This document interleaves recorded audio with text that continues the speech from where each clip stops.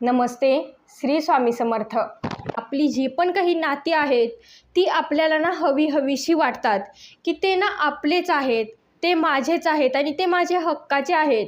आणि आपण ना त्यांच्यावरती आपण प्रत्येक वेळी ना सांगत राहतो की हे माझे आहेत, हे आपले व्यक्ती आहेत. त्या व्यक्तींना आपलंसं मानतो. तोच व्यक्ती जर आपल्या दुःखाचं कारण ठरत असेल, तर आपण कधी आजारी पडलो आणि शरीरामध्ये जर पेन होत असेल, आपल्याला खूप त्रास होत असेल शारीरिक, तर आपल्याला काय वाटतं की माझे व्यक्ती मला जवळ हवेत, मला त्यांचा सपोर्ट हवा आहे.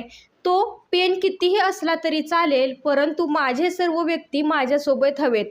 हेच नातं असं आपल्याला आपल्या भावनिक आपली गुंतवणूक करत जातं आणि ते आपल्याला दुःखाचं कारण कधी बनून जातं ते समजून येत नाही. ज्या व्यक्तीसाठी आपण प्रार्थना करत असतो तोच व्यक्ती आपल्या जीवनामध्ये त्रासदायक ठरत असेल, तर हा प्रश्न माझ्या जीवनामध्ये मी विचार करत गेले की मी ज्या व्यक्तींसाठी प्रार्थना करते आणि तोच व्यक्ती माझ्या दुःखाचं कारण बनत असेल, तर असा प्रश्न अनेक वेळा माझ्याही मनात येत असेल, तुमच्याही मनामध्ये येत असेल. आपण त्यावरती हक्क दाखवायला जातो की हा माझा व्यक्ती आहे म्हणून आपण हक्क दाखवतो, परंतु तो हक्क दाखवत असताना आपणच विसरून जातो समोरच्या व्यक्तीच्या जीवनामध्ये आपली कुठेही किंमत नाहीये.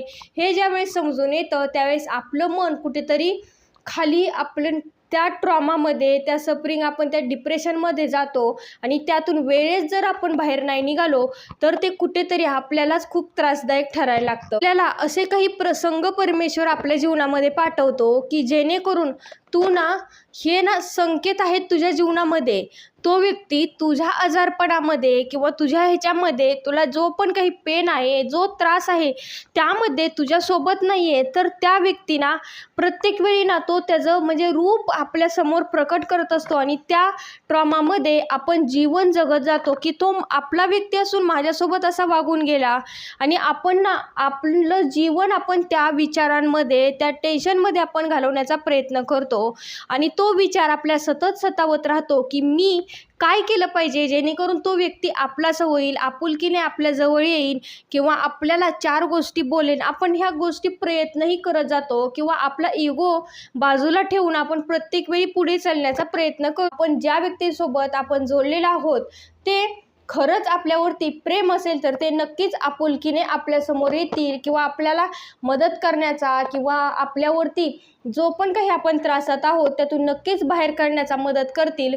परंतु आपण पुन्हा पुन्हा तिथे जात असो की मला तिथे त्रास होत आहे तरीही मी, कारण ते आपलेच आहेत म्हणून आपण प्रत्येक वेळी समजूतदारपणा दाखवतो आणि तो जो पण काही समजूतदारपणा आहे तोच आपल्याला आपल्या जीवनामध्ये महाग ठरायला लागतो. आजीनं खूप आजारी पडल्या आणि ते समजवण्याचा प्रयत्न केला तर आजी असं नसतं, आपल्याला स्वतःला आपल्यासोबत जगायचं असतं. आपण आपल्या जीवनामध्ये आपण पुढे जायचं असतं की जे पण काही आपल्याला करायचं आहे ना ते फक्त आपल्या स्वतःसाठी आपल्याला करायचं असतं. बघा, ज्याचा त्याचा प्रत्येकाला प्रत्येकाचं जीवन दिलेलं आहे, तो त्याचं जीवन जगतोय. तुम्ही तुमचं जीवन जगण्याचा प्रयत्न करा. शिवाय आपल्या जीवनामध्ये कुठेही कोण अडकून राहू शकत नाही. तर त्यांना आजींना ना खूप म्हणजे असं मनामध्ये भावलं, त्या खूप रडल्या, त्यांचं मन मोकळं केलं आणि त्या आता ना खूप बऱ्याही झाल्या आणि त्यांच्या कामामध्ये, स्वतःच्या कामामध्ये त्या व्यस्तही झाल्या. म्हणजे मला सांगण्याचा एकच उद्देश आहे की आपण ज्या व्यक्तींसाठी आपण सतत प्रार्थना करत असतो की ते माझेच व्यक्ती आहेत, त्या व्यक्तींना परमेश्वरा सुखी ठेव बाबा, त्याचं आरोग्य चांगलं राहू दे. आणि तोच व्यक्ती जर आपल्या जीवनामध्ये दुःखाचं कारण ठरून जात असेल तर हा प्रश्न मनामध्ये माझ्या सतत सतावत राहिला 2 दिवस, म्हणून हा विषय मी तुमच्यासोबत व्यक्त केलेला आहे.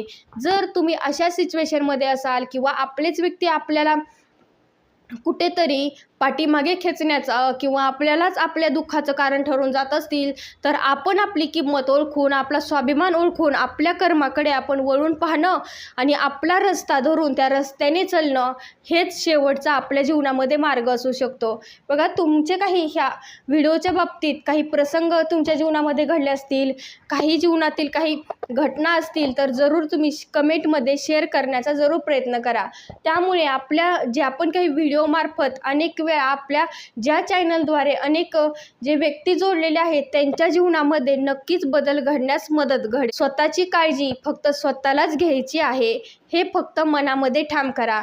फक्त आपली सेल्फ रिस्पेक्ट आणि स्वतःचा स्वाभिमान आणि स्वतःचा आनंद हा फक्त स्वतःलाच निर्माण करावा लागतो.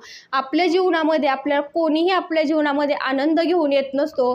तो फक्त आपण आपल्या जीवनामध्ये तो आनंद व्यक्त करणे किंवा आपल्या विचारांमध्ये अशी प्रगती करणे की मला ना आनंदी राहायचे, मला दुसऱ्यांसाठी नाही तर मला स्वतःसाठी आनंदी राहायचा आहे, हा निर्णयच आपल्याला जीवनामध्ये पुढे नेऊ शकतो. तुमच्या ह्या व्हिडिओच्या बाबतीत काही प्रतिक्रिया असतील तर जरूर कमेंटमध्ये टाईप करायला विसरू नका. थँक्यू.